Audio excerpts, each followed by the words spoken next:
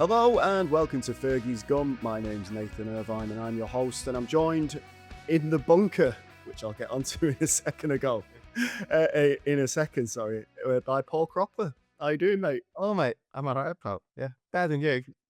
Yeah? Yeah. Well, this is the second attempt to start this podcast. The first attempt was literally delayed because of a missile warning out here in Dubai. So that's become a thing. Just the normal thing that happens during the evening and the day. Yeah, so it's I could hear it. I mean, I know. It was I like thought I was like, it was a jet going overhead. Yeah, I was ducking in. wasn't. I was checking out my window. I was like, what's going on? Oh, Yeah, okay, exactly. Stay So safe. yeah, Stay safe, everyone. things are a bit weird, but we are still here doing this podcast until it comes through the window. Who knows? Paul will just have to fill in the rest of it. Anyway, we're not here to talk about missiles and drones being dropped in certain places. We're here to talk about this. Outswinging delivery, header comes in, and it's in the back of the net. And guess who? Casemiro from a corner gives Manchester United the lead. Bruno Fernandes plays the ball in. Matheus Cunha into the penalty area. Cunha scores for Manchester United. Into the penalty area, looks to get the cross away. Šeško gets there, and he scores. Big bit of the Stretford end.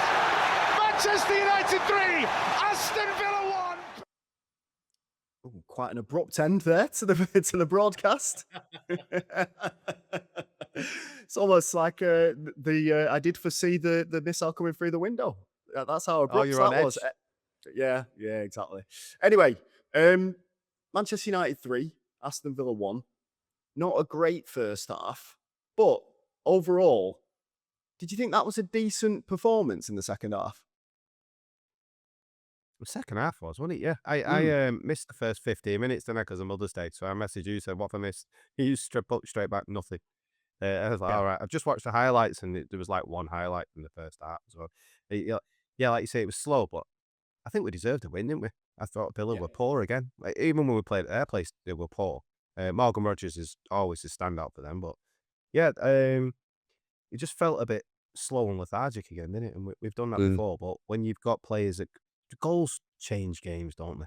Set pieces seem to be changing games, and when you've got Bruno Fernandes doing that, passes like that. The run actually from Cunha makes the pass.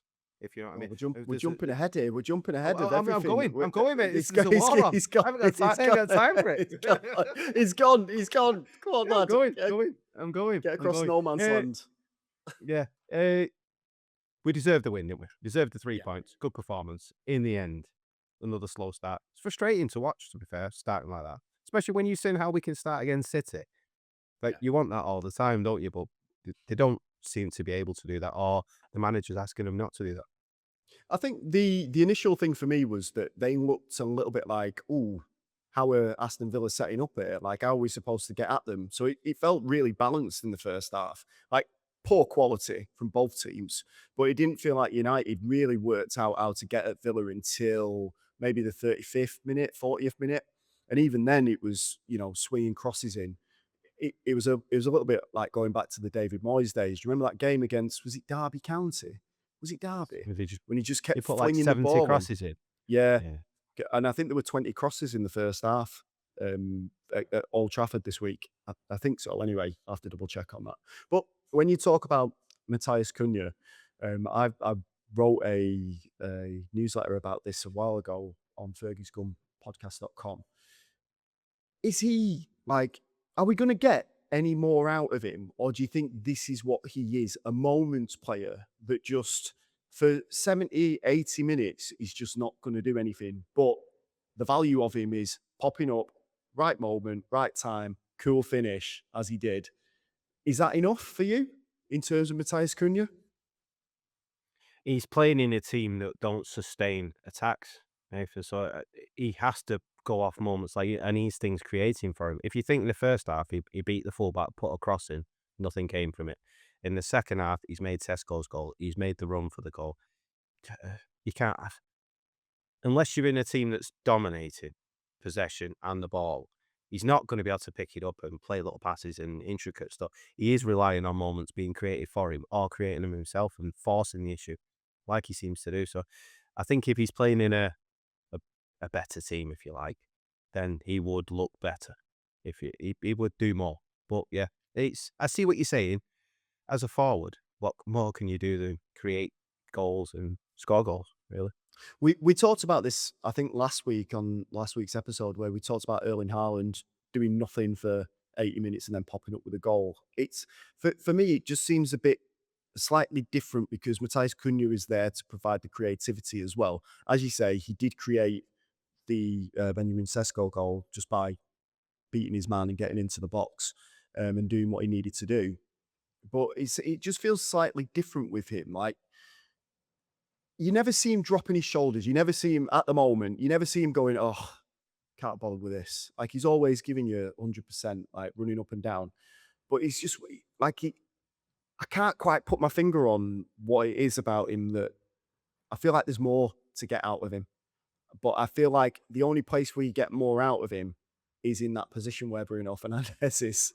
And we all know that ain't going to happen. Like, you're not moving him out of that position. Just ask Kobe Mainu, under Ruben Amorim. Yeah. You're not moving him out of that position. So I don't know. Probably Maybe I'm what- being a bit No, too much on him. probably what you're thinking, Nathan, is he's not a winger that you used to, is he? He's True. not that.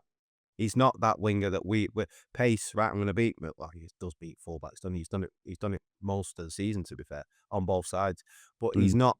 I'm going to stay out wide, chalk on my boots. He does drift in and try and get involved, which then leaves that space unoccupied, and then he gets in people's way. But as a defender playing against that, you'd be like, where's he going? Yeah. What do I do now? And then he will be able to. We probably have to get used to seeing a player of that quality and that kind of a free role of.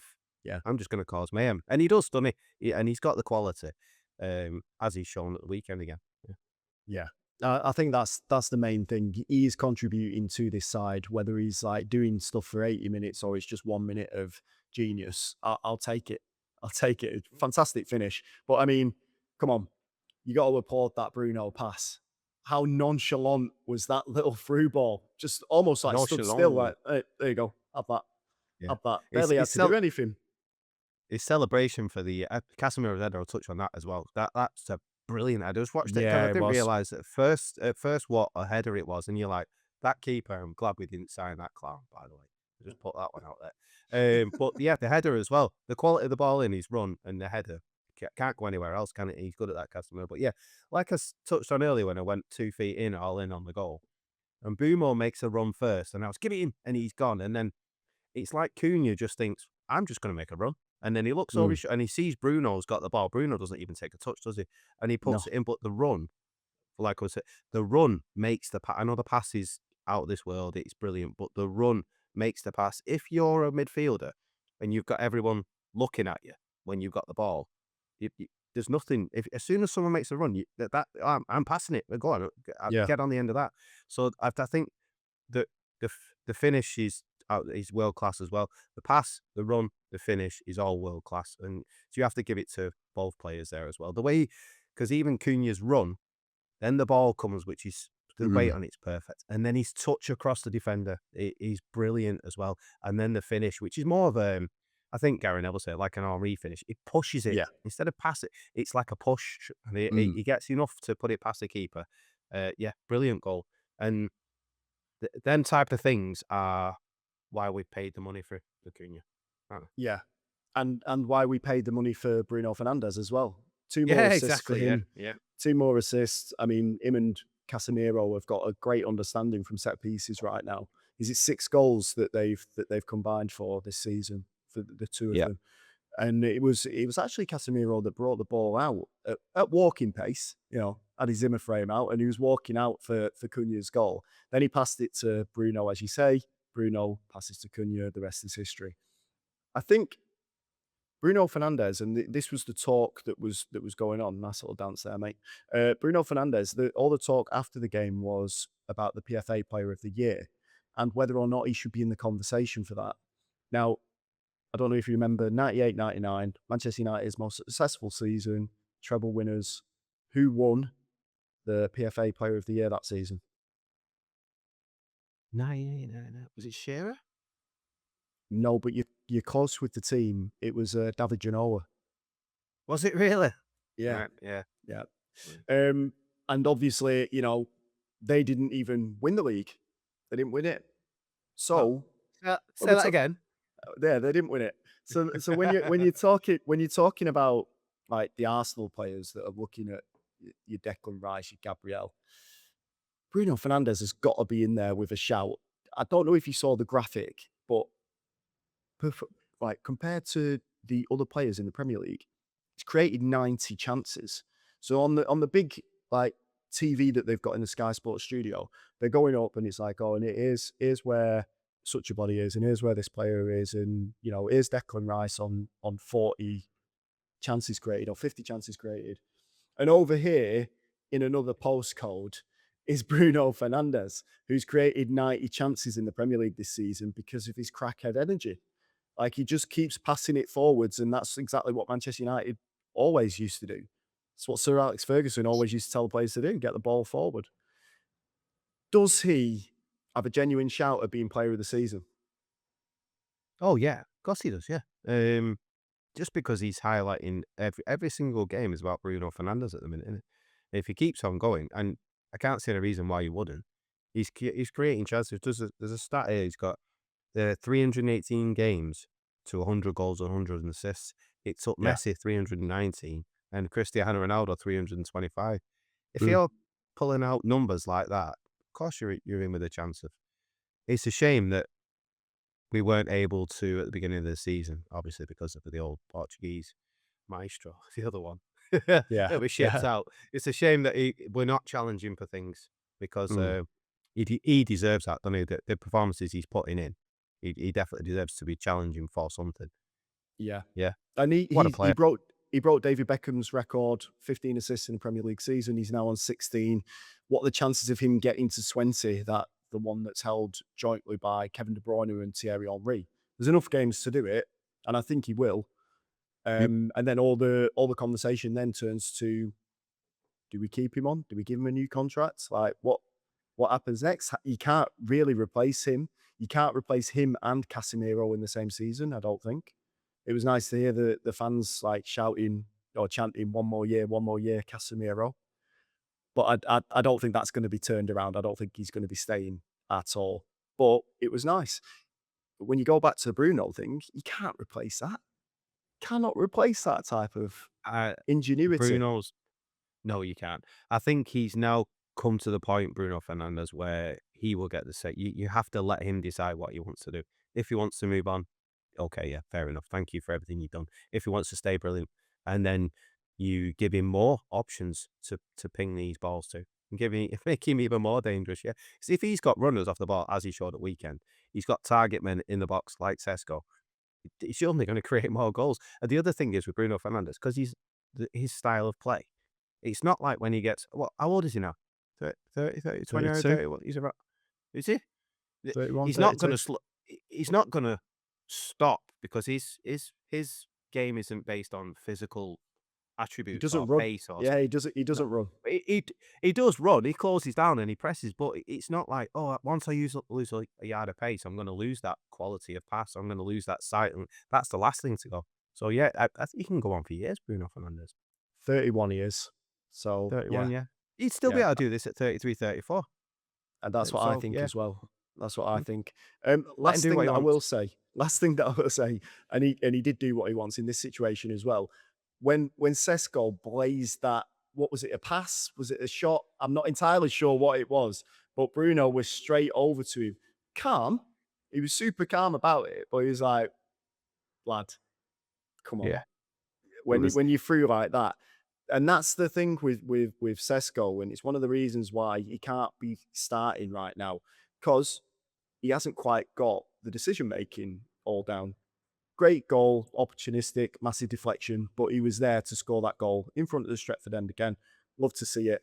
But he's going to need time, and he's going to need coaching from someone like Bruno Fernandes, from Casemiro, from Cunha, from these players that have been there, done that. Because he's got the potential to be fantastic. He should have scored again, let's be honest. He should have just ran in on goal and he should have slotted it past Emi Martinez. But for whatever reason, he decided, should I shoot? Should I cross? I don't know. There you go. Out. But yeah, he's just like that, wasn't it? Oh, but yeah.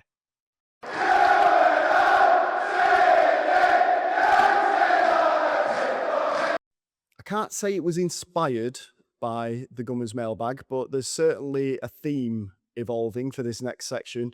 We are going to look at, because I think it's probably worth it, Michael Carrick's in position now. It's time for everyone to think about managers, time to think about the good, the bad, and the ugly with these post-Ferguson managers. But we had a little Gummers mailbag entry from your brother-in-law, is that correct? Yep, Christopher. Yeah, got me thinking.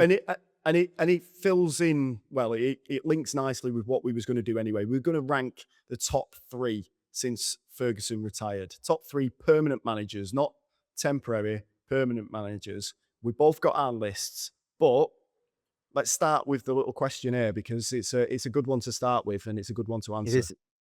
It's a belting question, to be fair. It got my brain going. So he's put, thinking about the United manager, ex-United players, and Carrick being the current manager, as a business, why do clubs not coach some of their players to become future managers? Or do they do this? Also, shouldn't United be doing this with Bruno to become the next manager after Carrick? Thinking about this because there is talk about Bruno's future. Probably try and keep him there as long as possible. Teach him how to coach, groom him to be a manager, etc. Yeah, great question. Thoughts? I think there was talks about, or some people suggesting that Casemiro should definitely do his coaching badges at Manchester United. I do wonder if the Guardiola model is, because that's where it is, right? You know, that's the one where it came from initially. It didn't seem to work terribly well with Xavi. And I think Zidane did the same thing at Real Madrid and it did work, but obviously there was some sort of burnout there where he was like, forget this, I'm out. I do think that they do this, but football is so brutal these days. They don't keep players on for that long. They try and cash in on them. So if Bruno Fernandes is coming to the end of his career and they can get 20 million out of him and it turns a profit for them, they'd rather sell him and then let him go, retire, do his coaching badges back at Old Trafford maybe later.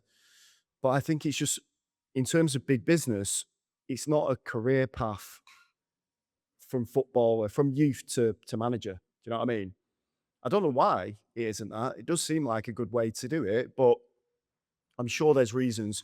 Surely, if you're only ingrained in doing what Manchester United does, can you help evolve that? If that's all you've done all your life, can you help evolve it when it needs to go to the next level if you've got no experience elsewhere? That's the only thing I would say. Because even Guardiola, you know, he left. He left Barcelona, he went to Bayern Munich, he left Bayern Munich, he went to Manchester City, picked up 115 charges there. And then, you know, he's, and a few titles as well, but they are linked to those 115 charges. But I don't think there's enough made about, as the question suggests, a progression path for those players there. It might be talked about behind the scenes. It might be, you know, we want you to come back and be a coach. But I just don't think I think you have to have something about you before they go, you're going to be our next manager at the club. And Giggs has had a go. Carrick's had a go. Solskjaer's had a go. They've all had a go, and it's not quite worked out perfectly for them. I say that with brackets around Michael Carrick right now. But what's your thoughts on it? I don't know if I've even answered that question, but what's your thoughts on it? Do you think it should be something that they do? It's not an easy question to answer, to be honest, because he asked me yesterday and I thought, that's a brilliant question. I don't know the answer. If I don't know the answer, it does me head in. So I tried to articulate an answer in the fact of Sir Alex Ferguson was massive in trying to get his players to do coaching badges, wasn't he? He wanted them to do them and he tried to put them through as soon as possible. And the reason for that was because when you're teaching something, you learn it more. For you to be able to teach something, you have to be an expert at it to be able to pass on. And you learn more teaching it than what you do actually playing the game, probably. So he's probably wanted them to do it to learn the game. But the management industry is so cutthroat. You have to be a certain stubborn type of personality to be like, I've played football from being a kid, then I've played it till I'm 30, 35, and then for you to then go, right, I'm going to do this for the next 25 years, you have Yeah. to be in love with the game. You have to be in love with the Mm. game. And I don't think, especially players nowadays, I think they're probably burnt out by the time they get to the end of the career. So Yeah. the ones that you see that go into it are either special, like an Ancelotti or, someone like that who had a great football career and then he went into management, or the ones that aren't quite good enough to make the top level football. So they've still got that hunger of, no, I need to make a success of myself. So I think that's why players don't want, like, imagine Bruno Fernandes, he's played football his career. He's like, right, I'm going to dedicate the next 20. His wife would be going, what are you doing? Yeah. That's another thing. Yeah. Your family, like, they don't spend time, they don't have Christmases with their family, they don't go into it. Another, because I had a couple of questions that I threw back at Chris, and I'll go on to them in a minute. But another thing is, I think clubs are looking at doing this now. You look at Como with Cesc Fabregas. You look at, and there's, I know he's not part of the City group, but you can just see that City are grooming him as the next manager, or Arsenal are grooming him in case Arteta moves on or doesn't. But the lad at Chelsea, completely forgot his name. Liam Rosenior.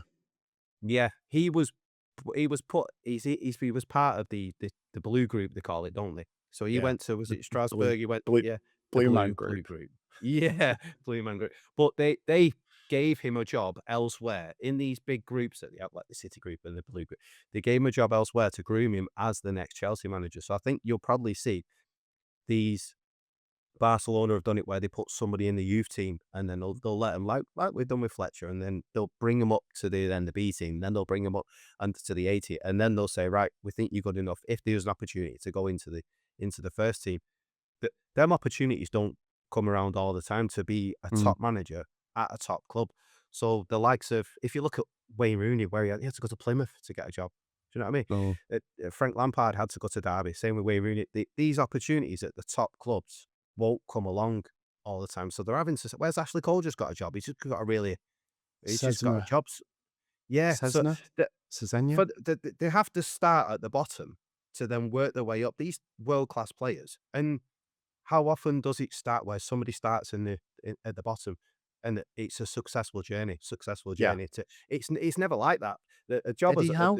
Was Eddie Howe was probably yeah. yeah. It's a great example. Yeah. Was he a successful player? See, he had the hunger to push them. Do you know what I Yeah. mean?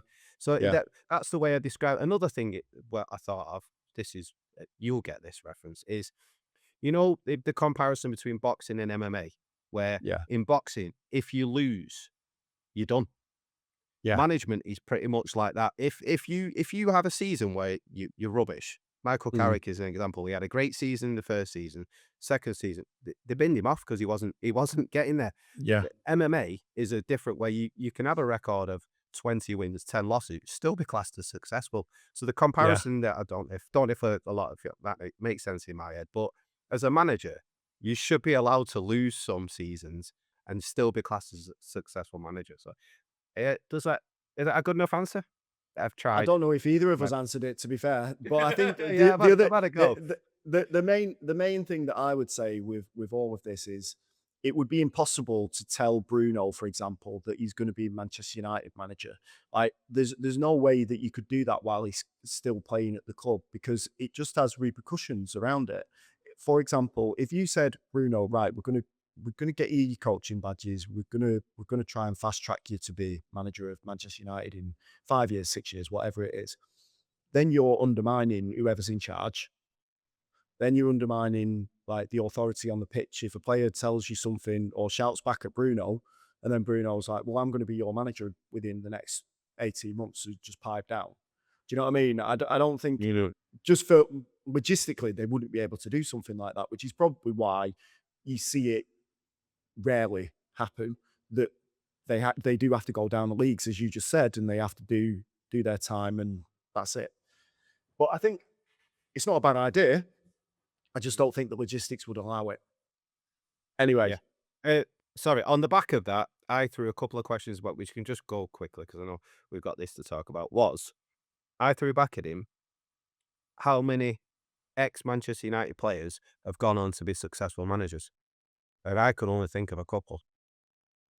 Ex-Manchester United players that go. I mean, it depends what you Call mean by successful. success. Yeah, Exactly. Yeah. Roy Keane got Sunderland promoted playing Dwight York in midfield, by the way. Remember that?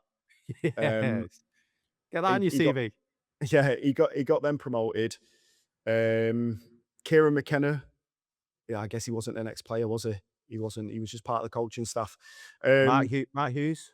Mark Hughes has had a reasonably decent career. He got Wales to Yeah.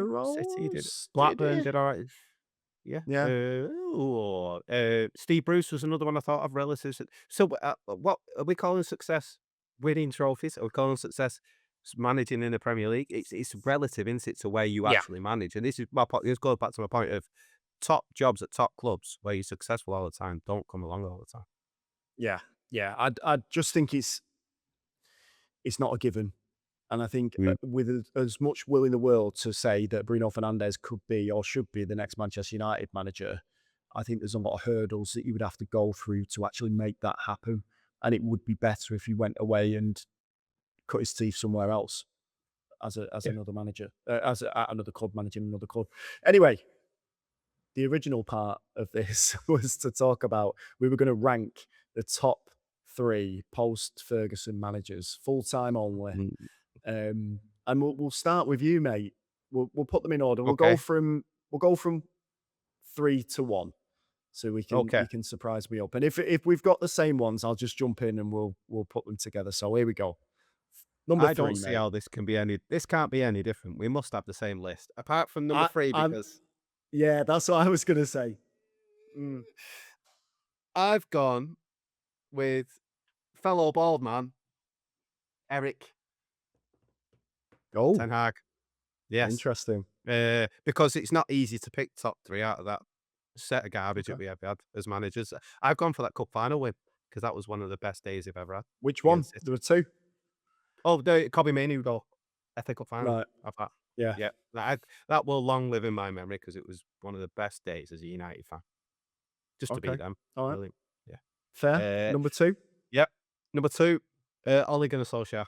Ole's at the wheel. That was those some of the best football we've seen since Salzburg. So exciting, end to end, goals galore.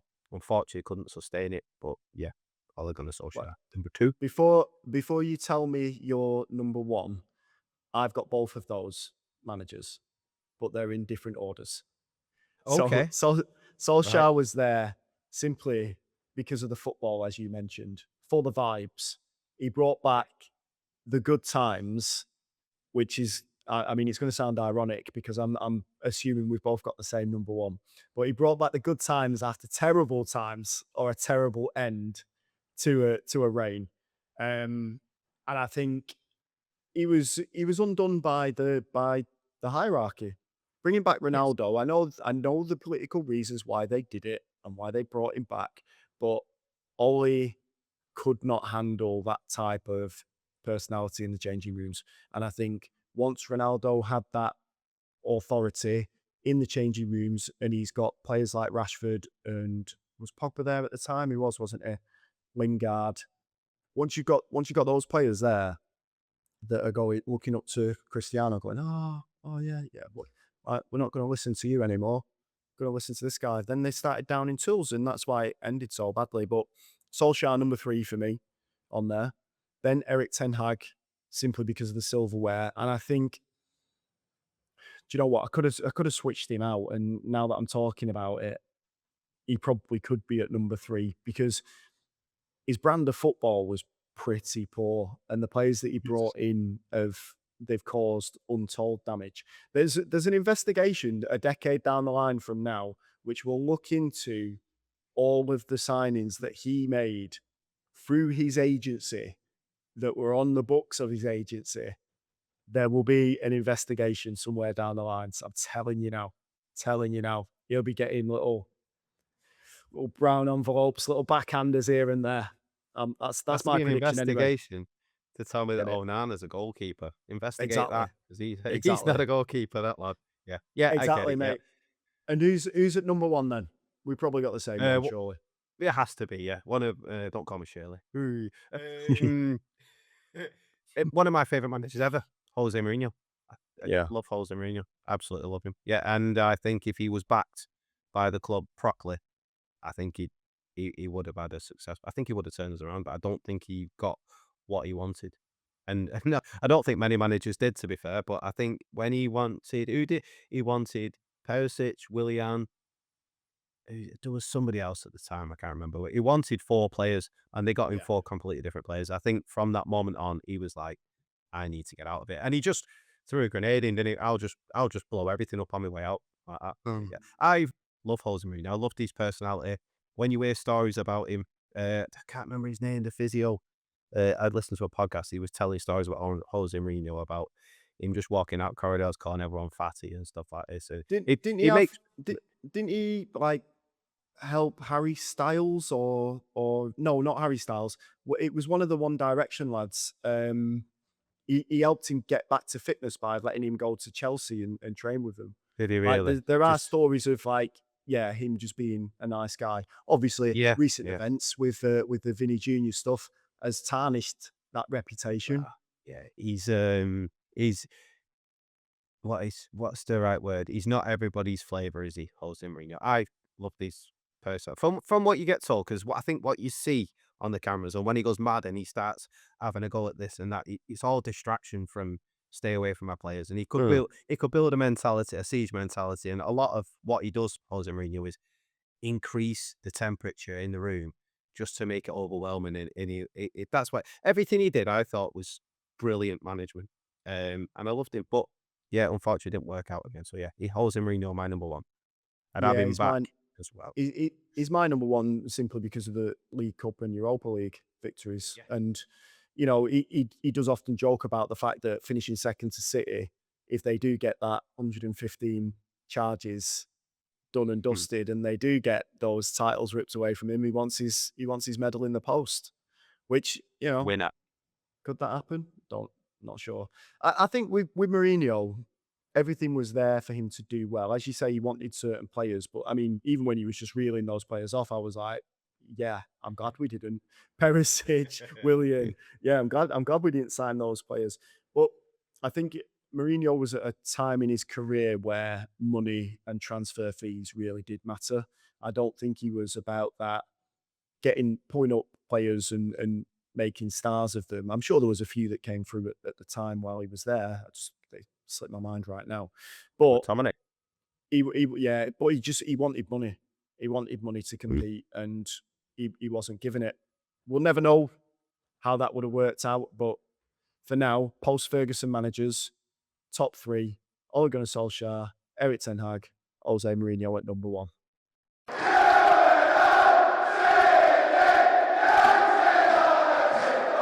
Right, when we're talking about midfield options, when we're talking about replacing Casemiro, when we're talking about potential partners for Kobbie Mainoo, the usual names always pop up, and it does for any type of Manchester United podcast, any associated pundits. They always talk about the same ones. It's Elliot Anderson, Carlos Baleba, Adam Wharton. However, I think, is there another one? Who's your other one? Tonali. Stick him up there. He's only just started coming in. He's All right. new entry to it, new entry. But we've talked about this on the podcast for a long time. Yes, it's good to be able to get one of those big players. Elliot Anderson's probably the number 1 target, to get someone that is going to cost top dollar, 100 mil probably is what you're looking at. But still feel like that midfield area needs to be fleshed out with some other options, more legs. Can't just be Manuel Ugarte, who I think will probably leave at the end of the season. And I don't think any of the young lads that are currently playing centre midfield, Second Kone, who's out at Lausanne at the moment, I can't see any of those stepping up next season and being the answer. So we've talked about this before. I just wanted to run through a few players that are going to cost you probably below 40 million, and just try and have a little chat about who the best options are and whether or not you'd go for them. Now, I've got a list. We've probably got the same list, I imagine. But should we go through mine first? And then we'll add yours on at the end, yeah? So the first one that I've got, and he kind of came in maybe a few months back. He was linked in January, actually. He was linked in January. There was some sort of thought that he was going to make it. to Manchester United in the winter window, but nothing ever happened. That one is Angelo Stiller from Stuttgart. 24, approximately 35 million you're getting for deep line midfielder, decent, very decent Bundesliga player. Seems to be able to control a game in that metronomic way. I'm using metronomic, mate. I'm using that today. Love it. Love it. I just Yeah. Google it. No idea what that Yeah. means, but yeah, it Well, sounded good. it's controlling the tempo in the same way that Michael Carrick used to do. So that's, archetypal player. He's not so much of a tough tackler. However, he does make a lot of progressive passes. And I think United will need someone like that because that's what Casemiro does as well. Might not have the legs anymore, but he's trying to play that ball forward. So I think that's going to be important. The only doubts that I would have, and it goes for a lot of these players that are on this list, Angelo Stiller has no Premier League experience at all. And that would be the big risk. And at 35 mil top end, it still suggests a risk. But what do you think about Stiller? Oh, as a player, I like him. Yeah, tidy on the ball, lovely control of the ball, lovely left foot. Like you say, controls the game, passes the ball. Very, very similar to an Adam Wharton. Very similar. So it doesn't surprise me if we're linked with Wharton that we're also linked with Stiller. Um, the worry is when you're looking at players like these, probably as we all go through, is the next Van der Beek, isn't it? Yeah. That is literally that Oh, is the worry. Yeah, poor because Donny. we were like, oh, we've seen him in the Champions League. He looks brilliant. He looks tidy on the ball. Looks like he goes forward. Looks like he controls the game. Real Madrid want him. Brett will get him paid 45, 50 million for him. Was it 45 million we paid for him? And he's garbage. And then you go, well, that was a waste of absolute time on it. So we don't know until they come here and they play in the Premier League, which is why Ineos, the players that go, want Premier League experience. But as a footballer, easy on the eye. Yeah, not for me, but yeah. I think all of these players that we're talking about here will be brought in and given time. Like they will be given the 18 months to improve. I think when you're talking about the £100 million midfielder, your Elliot Andersons, your Carlos Believers, Adam Wharton, Sandro Tonali, as you mentioned before, they're expected to come in and make a difference straight away. Whereas I think all of these, if we just use the caveat that they will get time to grow into the league, so we can have a little look at them and hopefully we don't get another Van der Beek, then I think it's fair. Imagine becoming the meme or that low light that you want to avoid. Your name is now used as we want to avoid another Van der Beek. Awful, dreadful stuff. Right, the next one on my list is a bit of a weird one, but he's had a very good season and he made the England squad recently. Alex Scott at Bournemouth.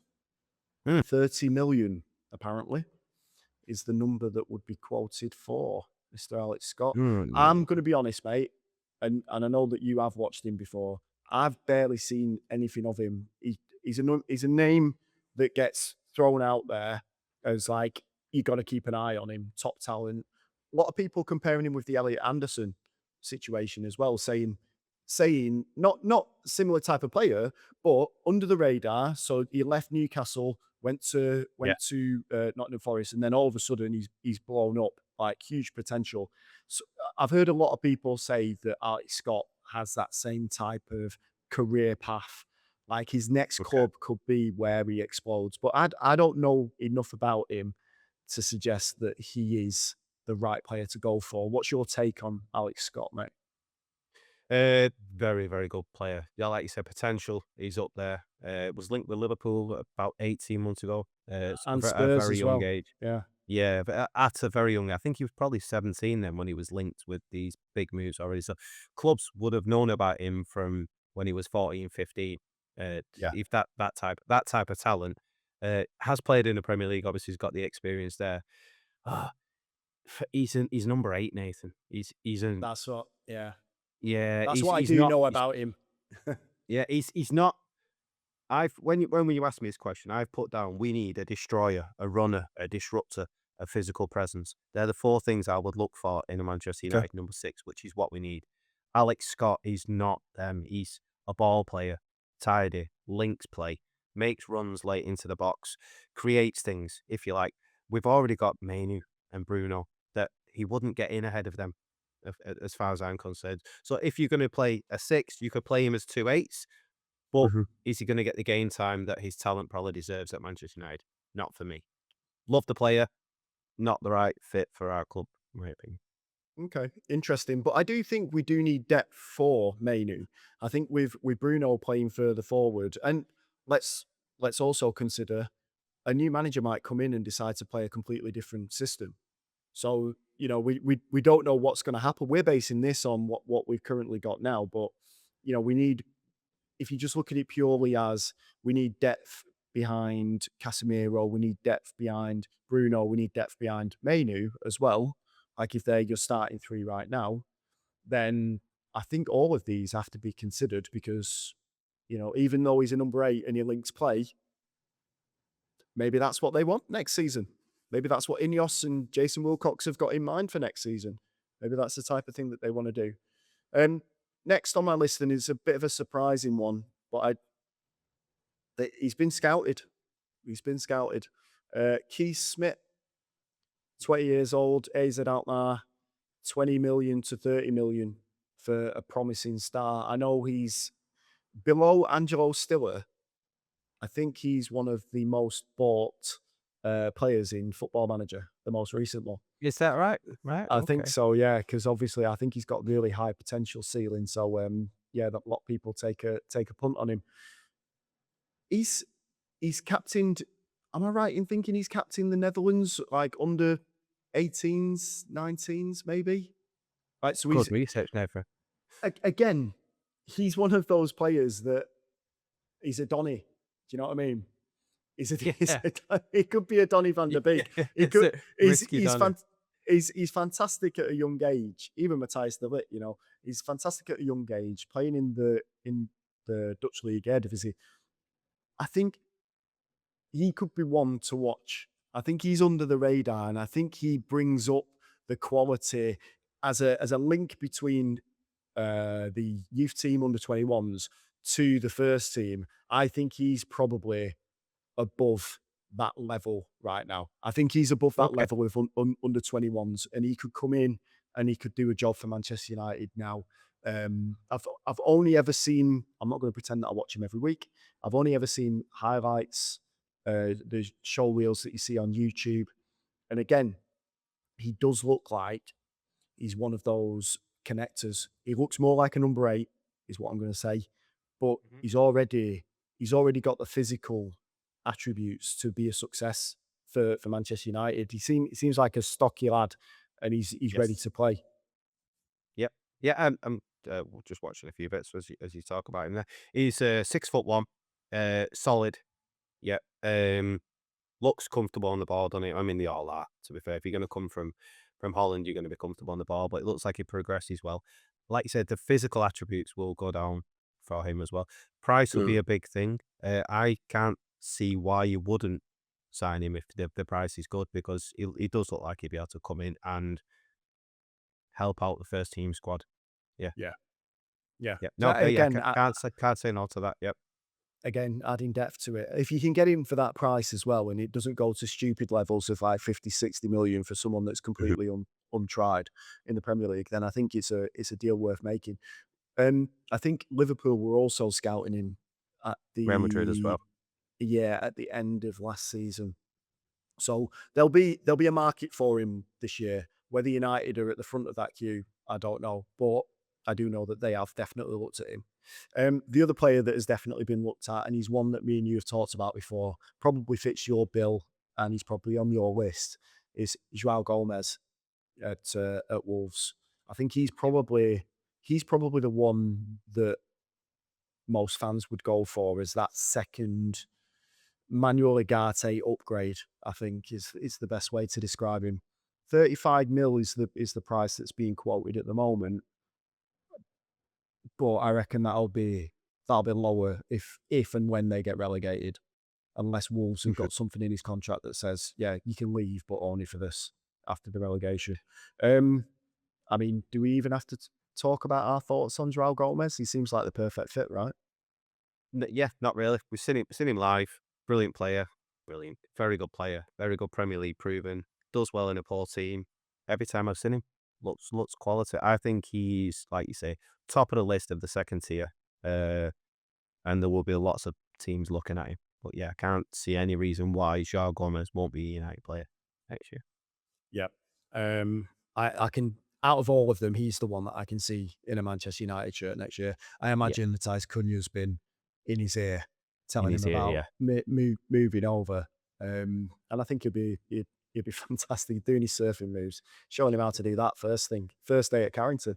And then the last one that I've got on the list there is, and he's again, the link that I've seen was from, do you know Academy Scoop on Twitter? Do you know, No, I don't he think so. follows the team. He's often on the Stretford Paddock as well. He does like a lot of Okay. analysis for the academy. I do think I know what you mean, actually. Yeah. Yeah. I do think I know what you mean. Yeah. So he's been talking up this one for a while, simply because A, he's brilliant, and B, he's mates with Lenny Yoro. But it's Ayoub Bouadi. Do you know who he is? He plays for Lille. Yes. 18 years Yep. old. Again, next big thing out of France. 30 to 40 million. He's probably at the higher end of the transfer fees, if I'm honest. But he's apparently like wonder kid that he's going to be the next big thing. And again, Liverpool, Real Madrid, Barcelona, I think even City took a look at him as well. But he could be another cheeky one that brings that level up again. But again, he's 18. Lenny's had a struggle. He's had a bit of a struggle. He had one of his best games in a Manchester United shirt at the weekend. I will say that. Lenny Yoro, that challenge that he did, last ditch one, superb. But do you think that he could be Bouadi? Do you think he could come in and do a job, or do you just not see in that one? I don't think we Or can do you afford not, or do you not know enough about him?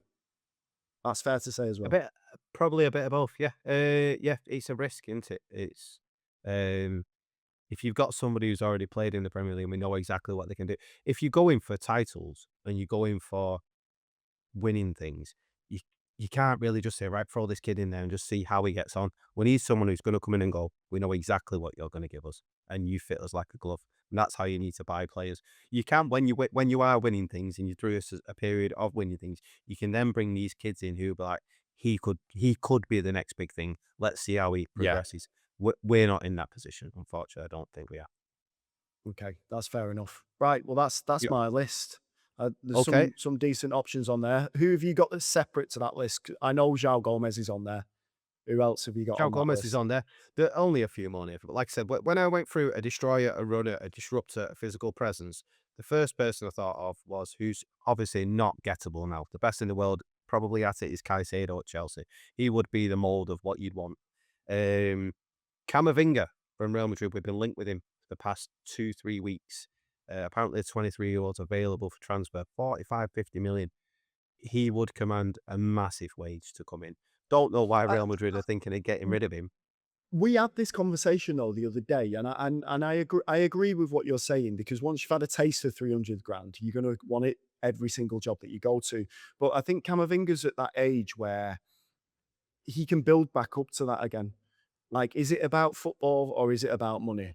I think if you can present a project that builds a team around him, and you can send him somewhere where he's going to be challenging for trophies, I think he does accept a lower salary. And Camavinga was one of the players that we all wanted at Old Trafford back when he was available. We all wanted him to go to Manchester United. I think that's one. When we talk about Camavinga, that's the type of player that I put alongside Anderson, Belieber, Wharton. I don't think he fits. Not on my list, not on the list here. I don't. Maybe price wise, he's probably about there if Real Madrid are stupid enough to sell him for that. But I think he's a superstar signing for me. Top tier is where you're putting him. Yeah, exactly. Okay. Yeah, I agree 100%. with that. Yeah. My worry about him would be that His legs physical falling off. and that medical needs to be stringent, because Real Madrid don't ship out good players at 23-year-old. So if I'd get 4 or 5 doctors in to be checking him over. Yeah, like fine tooth comb. Yeah, Um, exactly. I've got a couple more names which I'll just run through quickly because you're probably just going to go. But Tyler Adams, because when you look at ball winning stats and running stats, he's almost up there a lot of the time. So when we were linked with him a couple of weeks ago, it Yeah. all took us all a little bit by surprise. But when you actually look at the stats, which is what we know that the scouting department are now doing, there's no wonder that they're looking at him because his running stats and his ball winning stats are very, very good. His name might Mm. not be what United fans want, but as a player, you don't always go for the names. So that's one there. Another man who we've always also been linked with, who you could probably put in the same category as Tyler Adams. And every time I've seen him, I've thought, he's very, very good, tidy Premier League football. He's Sanderberg Yeah. at Fulham. We were linked with him when he left, I think Sheffield United, he left to go there. Mm. Big, physical, Premier League number 6 who gets the ball, and he's very hard to beat, very hard to get around, and he would definitely fill a gap there. And you could probably get him for 15, 20 million, to be fair. So he would be another option I would look at, and his stats are very, very good. Running wise, getting about the pitch, not brilliant, but as a physical presence, ball winner, brilliant.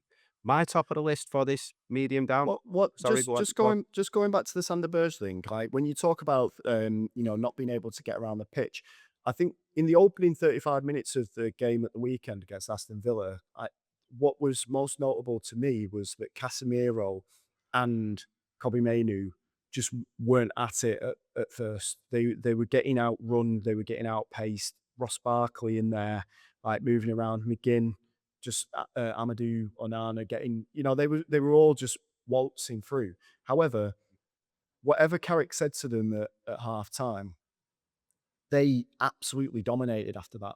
I think there might have been one or two chances where Morgan Rogers might have slipped through, but there was also loads of chances where Villa got through, they got stopped by Casemiro or someone, they lost the ball, and we were straight out on the counter attack. So I don't know if it's about legs all the time, whether it's just we've been conditioned to think Carlos Baleba has to be the one because he's fast and he's powerful and he's this and he's Makalele, he's Caicedo, he's all of these things. Isn't it about savviness, positioning? Yeah. Carrick wasn't the Yes. fastest. Casemiro's not the fastest. Never has been the fastest, but he's got that. He's switched on enough to know that this is where we need to go. Same with Elliot Anderson as well. I don't think Yeah. he's the fastest, but he's got that football brain that can Yeah. really help out. So I don't know. I don't think it's going to be about acceleration and top speed, Nope. but it does help. So who's your number one, mate? I cut you off. Who's your Well, number sorry, one? I was just going to say Sanderberg looked very good at Old Trafford when he came with Fulham as well. So I'll just throw that in there. Yeah. If you can perform on that stage, Pape Sarr at Spurs is exactly what we need. Ooh. Mhm. Oh. Yeah, I know. I get it. Look at his running What's your stats. Look at what's your his- obsession with Spurs? We did this last week. Van der Ven and Yeah, we did. Romero. Hang on, just lift Oh, that don't shirt want up a Romero. second. No, not Yeah, lift Romero. that shirt up a second. Is that a Spurs shirt on underneath? Dirty rat. Oh Sarr. no. Yeah, No. every time I see Sarr, I think alongside Kobe Manu, he would be the man who'd do all your running, all your physical bits. You put him alongside an Elliot Anderson, he would form a partnership. If you're looking at Baleba and you're looking at what he gives you, Pape Sarr can do it, but he can do it consistently every game. Physical presence, Oh. dominant, ball winning. Yep. I'm not convinced, mate. I'm not convinced. I just want to look at FootMob now. I just want to check what his stats are at FootMob. See what his average is. It's 6.79 in the Premier League this season. Started 12 games, 3 assists, 2 goals. I know that's not what we're getting in for. We're getting in for breaking up play, but no. And I'll stick with the same reason that I gave last week about Mickey van der Ven. They're part of a team that's fallen apart. I don't want weak-willed players like this coming into the team and being crap and getting paid more to do that. Spurs are they're mad as a box of frogs. It's all gone crazy over there. But all these players that have like turned it in and they're like can't bother fighting for it anymore. No, not for me. Can't take that at Old Trafford. Can't take it. Can't take that risk. As much as a risk as it is of like taking someone from a different league, I'd rather take a risk on someone that hasn't shown that they'll down tools when they go and get stuff in the Premier League than someone that has played 120 games in it. So it's fine. It's fine to disagree, but Pape Sarr, there Certainly you go. is. You fancy him. Yeah. It's all right. I would. My choices would be obviously Elliot Anderson, first tier. If not, Tonali. Second tier, João Gomez. If not, Sarr. Third tier, promoter kid, Jim Thwaites. They would Ah. be my options. Fair enough, mate. Fair enough. I'd like to see second Kone get in there as well, but Yeah. I just don't think it's. I don't think it's shaping up like that at Lausanne right now. I know he was left out of the Conference League squad, so yeah, tricky one. It is looking like 1, 2, 3 though, isn't it? Yeah. Well, I think it will be 3. I think it will be 3 Mhm. that they'll go Yeah. for. Fingers crossed.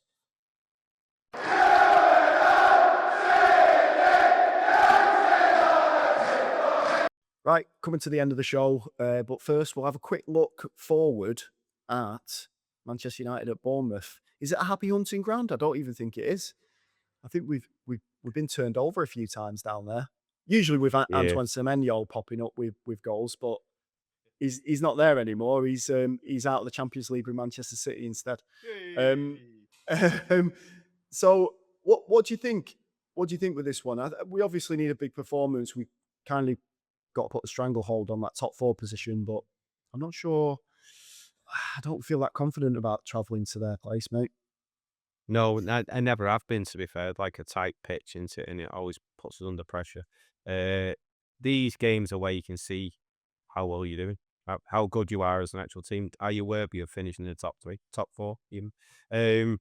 Yeah, I'm not overly confident when this Manchester United team play away, unfortunately. I think if we start as bad as we have done recently, the pressure will build. They will put us under pressure. They've got some very, very good players, Bournemouth. Very, very good Premier League players. So, yeah, I know they're not playing the best football at the minute, but they always seem to turn up with the big games, don't they? Yeah. I think they're unbeaten in something like, well, definitely within their last 5 games. I'm just looking at the stats now. So their last games, I mean, they're rarely conceding.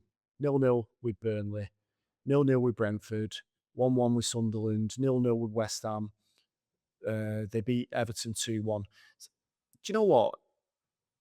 That suggests to me that they're not doing as well as I thought, because those teams are, Sunderland are out of form. Brentford, hit and miss, really.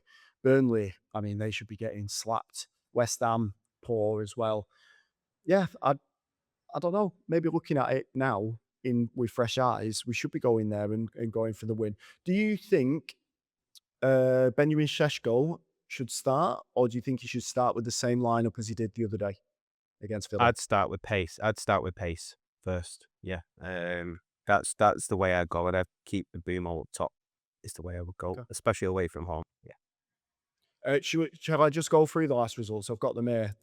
The head-to-head between Bournemouth and Manchester United. United have won 9, drawn 4, and Bournemouth have won 4. So the last games that we played against them, so when we played against them in April, it was a 1-1 draw. We got slapped before that 3-0 at Old Trafford. We drew 2-2 at their place that same season.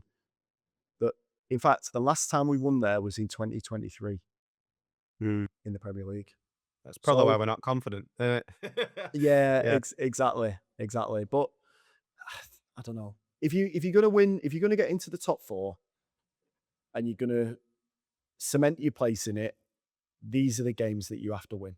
You have to get down there Friday night, 8:00. Not great for fans, that is it? Getting down there 8:00 on Friday, all the way down the other end of the country. But if you win that, cement your place, Champions League next season. That's all you're looking at. Score prediction? 2-1. I think they will score. 2-1. I'm going to go with my usual Desmond, 2-2. You love a 2-2. You like a 2-2. Love it. Because I don't think we'll win. I just don't want to lose. Don't want to lose, mate. Right, that is the end of the podcast. No more rockets or missiles dropping at the moment, so I'm safe for now. Managed to get through the podcast without any more alerts as well, which is good. If you want to follow us on social media, you can find all of our links on fergiesgunpodcast.com. Do sign up for our newsletter where we go into a bit more detail on various topics that we spoke about on the podcast. You can find that at fergiesgun.substack.com, or there's a link at fergiesgunpodcast.com as well. Anything else you want to add there, mate? No, I'm good, mate. You stay safe.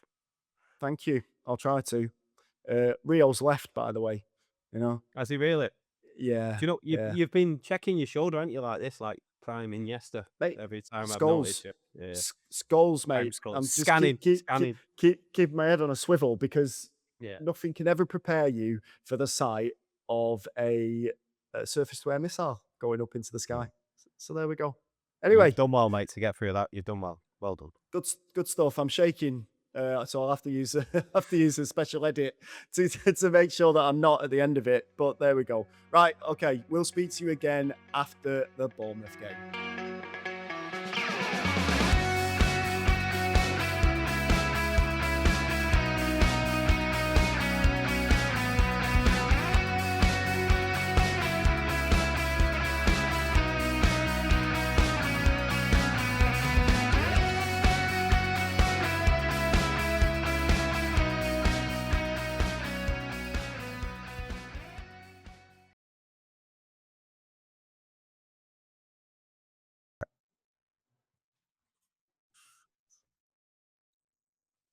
That's it, lad. Get it balanced. You do Go that. on. You do that. Get that on your camera. Look at that. There you go. Samba. Samba style. Keep that keep that in. That's, Fucking that's a seal. man on the edge. That's a man on the edge. That's a man on the edge. Look at that. Get it. He's got it. He's got it. Bloody hell. Right, okay.